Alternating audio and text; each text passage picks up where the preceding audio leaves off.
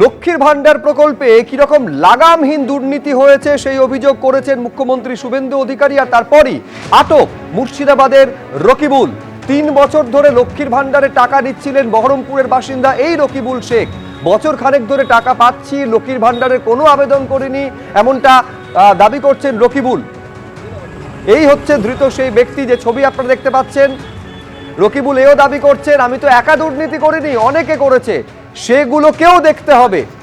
এই দুর্নীতির অভিযোগ আজকে সরাসরি যখন মুখ্যমন্ত্রী সাংবাদিক বৈঠক করছেন তখন একেবারে এই দুর্নীতির অভিযোগ তিনি করেন।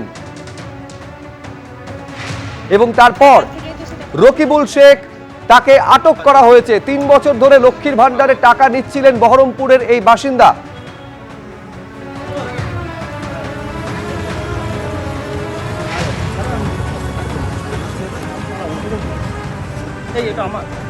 আমি আরো বিস্তারিত জানবো, এই নিয়ে কথা বলবো। রাজীব চৌধুরী আমাদের প্রতিনিধি রয়েছেন। এই যে ব্যক্তি রকিবুল শেখ, কি তার বিরুদ্ধে অভিযোগ, তিনি নিজে কি বলছেন? রাজীব,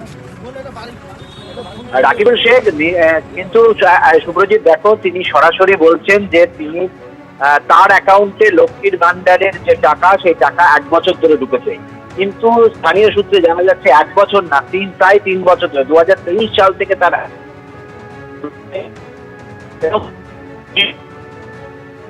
হোটেল চালান এবং যথেষ্ট সচ্ছলভাবে তিনি এটা জানার পরেও কিন্তু তিনি পঞ্চায়েত অফিস তার বাড়ি থেকে কার্যত ঢিলছোড়া ধরতে এবং তিনি ব্লক অফিসেও কিছু জানাননি, কাউকেও কিছু জানাননি, তিনি কিন্তু এই টাকাটি হজম করেছেন।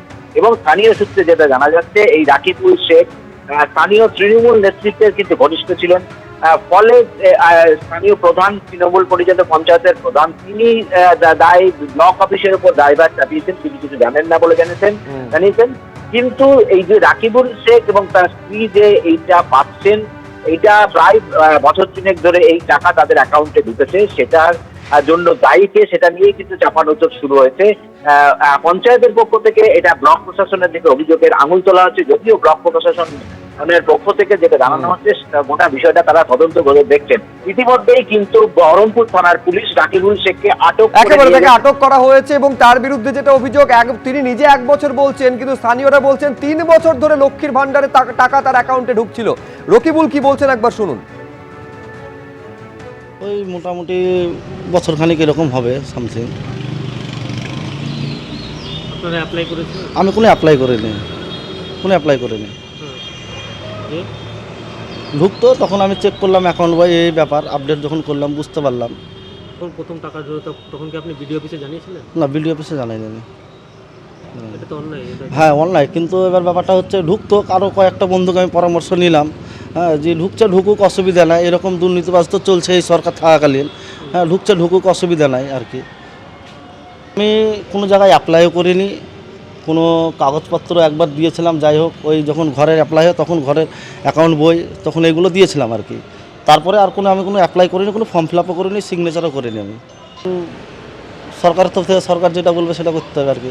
এখন টাকা যদি সরকার গভর্নমেন্টের টাকা যদি এখন আমি বলে না, আমি তো একা দুর্নীতিবাজ করিনি, করেছে তো অনেক, সেই সব দুর্নীতিগুলোকেও দেখতে হবে। কারণ আমি যদি সরকার যদি আমাকে যেরকম স্টেপ নেবে সরকারি নিয়ম অনুসারে, সেভাবে আমাকে যেতে হবে আর কি, সরকারের নিয়ম অনুসারে।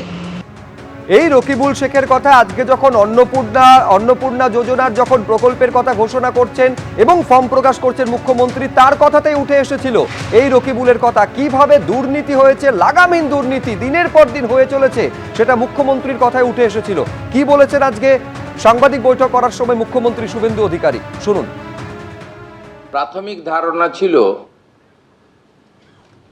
যে লক্ষ্মীর ভান্ডারের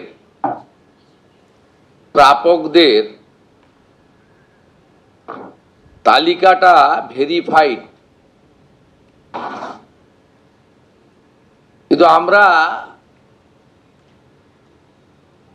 ভুরি অভিযোগ পেয়েছি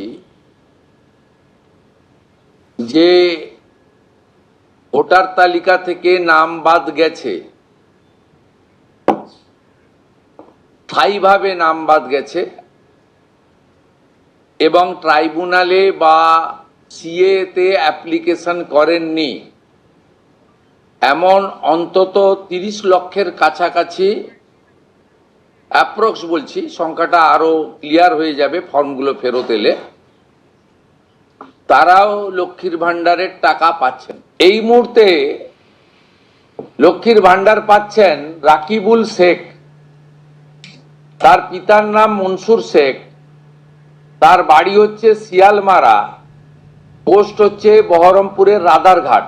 অর্থাৎ যে কর্মসূচি মহিলাদের জন্য, সেই কর্মসূচি তো ভেজাল এবং বেনজল ভেরিফিকেশন না থাকার ফলে ঢুকে বসে আছে। এবিপি আনন্দ, এগিয়ে থাকে, এগিয়ে রাখে।